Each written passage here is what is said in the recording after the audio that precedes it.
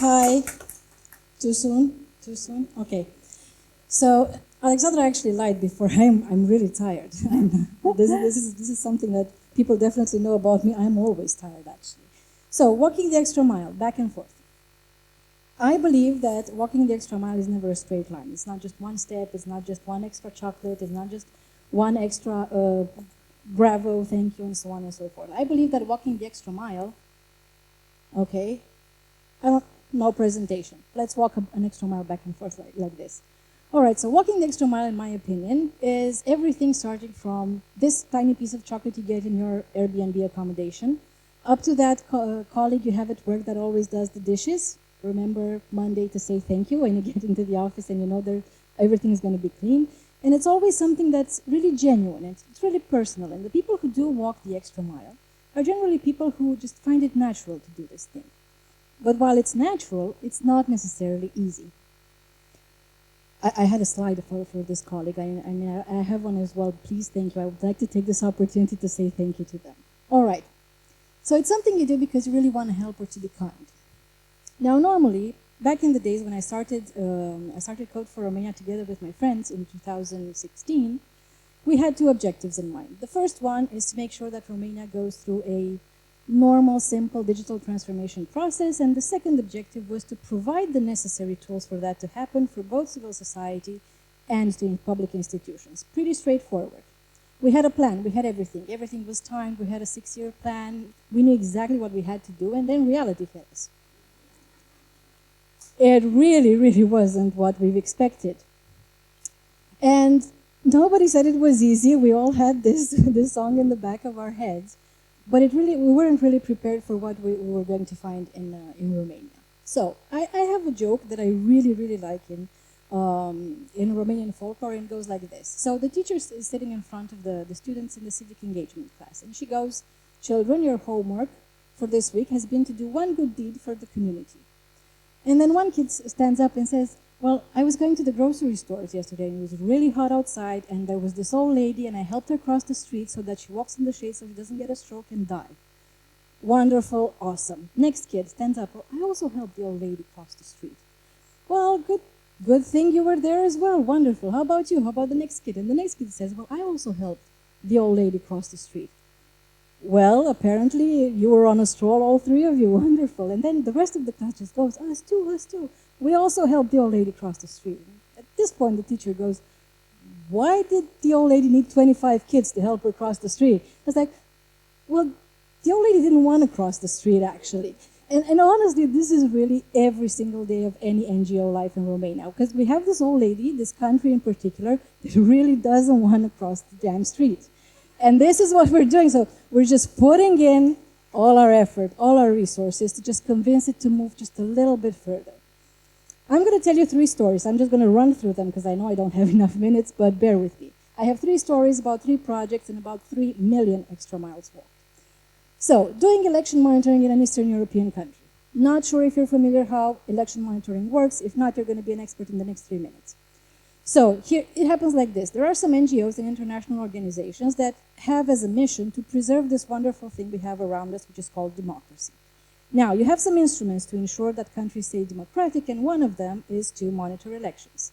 What happens on the ground? You have a couple of hundred and maybe some thousands, if you're lucky, people who are volunteers. At 5 a.m., they pack their sandwich, they go to the polling stations, they spend the entire day, and by the entire day I mean 24 hours. So during voting, during counting, and sealing the room afterwards.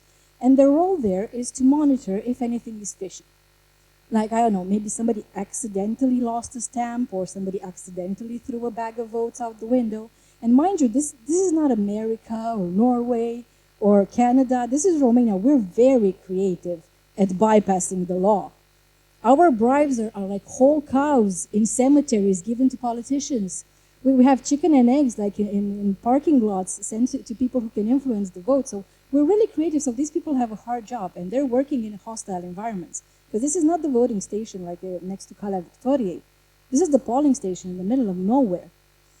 So these people really have a hard time. And up until 2016, what they did is that they had papers. They had a bunch of papers they need to fill in. They need to know regulation by heart. They need to know how voting works. And they need to report But this reporting isn't happening in real time. So they would fill in everything. Then after 48 hours, somebody from the NGO would just come back and just gather everything around. So 3,000, 4,000, 5,000 forms, hell knows how many. And then somebody would input in Excel all those forms. And then some 5 months later after the elections, by the way, the elections were rigged. There were some fraud attempts. We really should go back. But I even forgot I voted 5 months later. The result was meaningless of this report. And back then in 2016, we were wondering, okay, we were doing research on diaspora voting because we were building a project for Romanians abroad. And we came across this process and we wondered, obviously, why don't you have an app? I mean, you just need to send in answers to some questions to a database, and then somebody needs to know how to do a VLOOKUP in Excel. I mean, we definitely can build this. We didn't wonder too much. We said, never mind, we're just going to build it. So we sat down for about 3 months. It was a handful of volunteers back then, and we designed the most beautiful app of all. It was yellow with black. It had simple forms. It was super user-friendly. It had offline availability. It was the Lamborghini of apps for us at that moment in time. We were so, so, so proud of the app that we've built. Great, we had the tech. And now, let's give it to the observers. And at that point, Jesus, you have no idea how scared people are of technology sometimes. We had to go through a lot of training with observers. No, your data is not going to the Russian hackers. No, don't worry. Nobody's going to hack into your system and then see your pictures with your baby from 2 Christmases ago. Calm down. Even if your phone dies, this doesn't mean the data gets deleted. It's been like the whole work of sitting down and training these people to use the application was way more tiring and energy consuming than building the app itself. And now, we finally did it. So starting 2016, we have an election monitoring app, and Romania is one of the 3 countries in the world that actually has this system.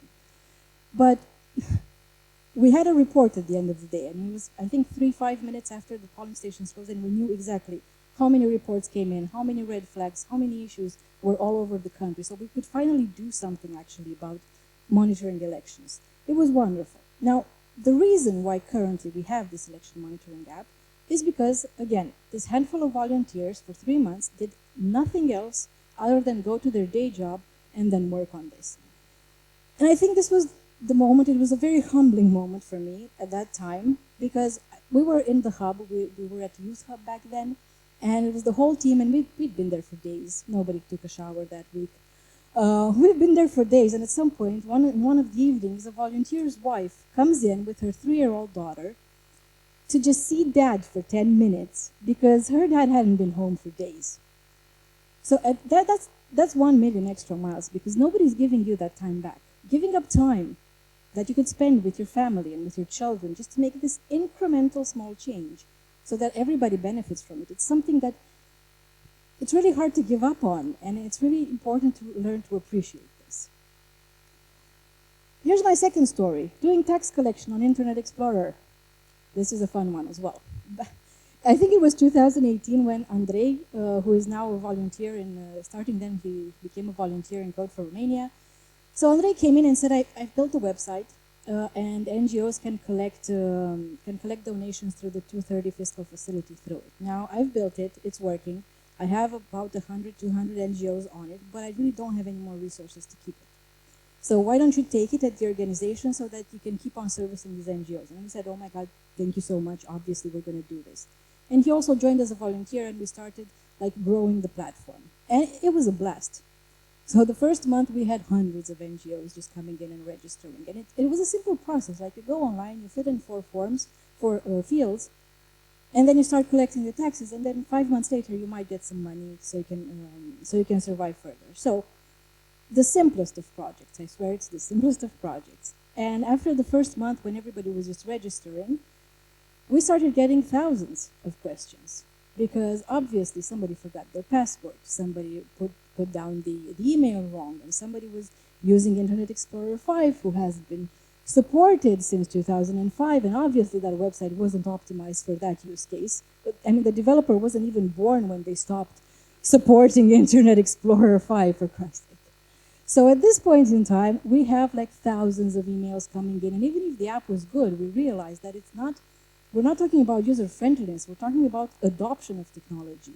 So what we did back then was like, okay, the first reaction, the first normal reaction for somebody who's used to technology is like, well, come on, I gave you a website, I gave you a fishing rod, just go fish.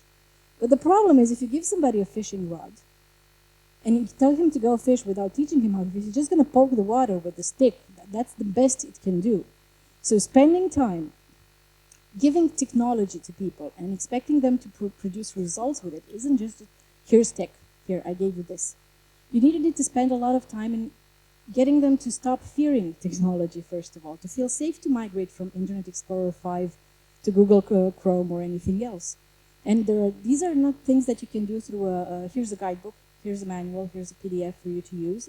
You don't do it like that. You need to make those people feel safe enough to use that tech. And the thing is, what's really, again, really important is that you don't just give a website to an NGO. Andre actually managed to create a whole income stream for NGOs every year. The platform every year brings in these forms that translates into funds for NGOs. So they get to survive another program or project. And second, you empower them to do more and grow their impact because they start embedding technology in their projects, things that they haven't done before. Now, before I move on to my third and last story, I have a question for you. Please be honest or be arrogant or don't. Just say, how tech savvy are you anyway? Scale from 1 to 10. Just shout some numbers. Like how? 5, 10, 5, 5, 5. Whoever said 0 was closer. So please let's read this wonderful excerpt. Romania ranks 27th of 27 EU member states in the 2021 DESI index. On human capital, Romania ranks 26th, scoring below average on most of the indicators. Although the country has a high number of IT graduates, ranked 4th, the shortage in IT specialists limits the country's capacity to innovate. Romania ranks last for key indicators such as digital public services for citizens and businesses and so on and so forth. In simple language, do we have the best IT specialists in the world? Probably some of the best. Are we the most technologically advanced country in the world? Definitely not. Where are all these IT specialists ranked 4th in the world? Probably working in an outsourcing company where they get paid a lot of money. Definitely not in the public sector. And the other thing that's really important coming out of this quote is the following. The fact that we are not ready as a country outside this small bubble of IT specialists to adopt and embed technology in our day-to-day lives. Now, this takes me to my third story, and I'm going to tell you a story about building the simplest digital product, a website. We're not talking web apps, we're not talking mobile, we're talking just a simple website. Now, if only I had a penny for the number of times in the past 7 years when I received an email from an NGO asking me, could you please build us a website? We don't have a budget, but we really need a website to collect donations and to register our volunteers. I could fund the entire civil society of Romania if I had a penny for each time that message got into my inbox. And the thing is, you get hundreds of these kind of messages and you realize it's a systemic problem. And we try to look into why is this happening. And we realize that it starts from the perception of building a website, because people just told us, hey, you're building way more complicated systems, just give them a website. Like, it's easy, right? Well, please indulge me and let's go through the process. You need to host it on a server, you need to buy an URL to configure infrastructure, to set up emails, content architecture, visual identity, building the pages, putting it live, securing it, and maintaining it. And this is the simplest breakdown of building a website that I can do right now. Forgot content. You also need to write the content that goes on the website. This is just like setup up to this point. And since we're here, you need to do graphic design. And I'm not talking about like the buttons and the boxes. You need like pictures that tell 1,000 words and illustrations for that website to go with the content. And then it's 2022. Please stop leaving people with disabilities behind and make sure your websites are accessible for this category of people. And since we're talking about accessibility, please make sure it's responsive. Again, 2022.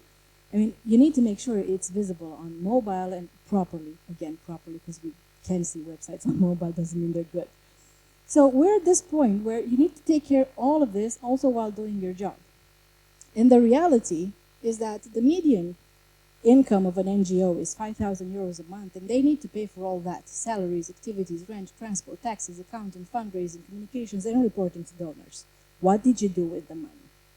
well, all this, but I also need a website, you know? And all while 5,000 euros, it's a salary for a senior developer in any kind of medium or large company. So, okay, you can argue you don't need the best senior developer to build an NGO website. I'll give you that. But around 2,000 euros for a good website, you're going to have to pay. And also, in case they didn't tell you when you contracted the website, you're going to have to handle hosting and maintenance in the long run. So that's a new expense on that list. And obviously, we sat down with hundreds of NGOs, I swear, I don't know, there were so many interviews to understand exactly what are their basic needs from a website and to figure out a solution for it. So we took this, and then obviously there was somebody in the back of the room saying, oh, just give them WordPress. And I'm going to go back to the fishing rod. Thank you for the fishing rod. I don't know how to fish. So I said, oh, it's simple, it's easy, it's cheap. No, it's not. It's really not intuitive. And if you have 20 minutes a day in between doing your work and washing, having a shower and eating and taking care of your kid, you're not going to learn WordPress as an NGO member. So what we did is that we sat down and said, okay, this is a systemic problem, it needs a systemic solution. And we've built a website builder according to their needs.